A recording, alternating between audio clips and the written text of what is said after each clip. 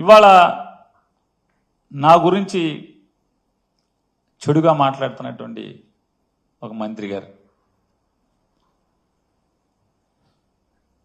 ఆయన తల్లకిందులు తపస్సు చేసి చేయని ప్రయత్నం లేదు. నా భార్య జయసుధ మీద కేసు కట్టించడం దగ్గర నుంచి ఆవిడని అరెస్ట్ చేయటానికి ఎంత ప్రయత్నం చేశాడో అంత ప్రయత్నం చేశాడు. కానీ ఏ మాటకు ఆ మాట దీంట్లో చెప్పుకుని తీరాలి. చంద్రబాబు నాయుడు గారు మాత్రం అతను ఎన్నిసార్లు కలిసినా, నాని భార్యను అరెస్ట్ చేద్దామని చెప్పి ఎన్నిసార్లు కలిసినా ఆయన మాత్రం పొరపాటును కూడా మైండ్ ఏమన్నా చెడిందంటే ఇంట్లో ఆడవాళ్ళకి అరెస్టులు చేయడం ఏంటి? మన టార్గెట్ పేరు నానిగాడు, ఆయన వేసేయండి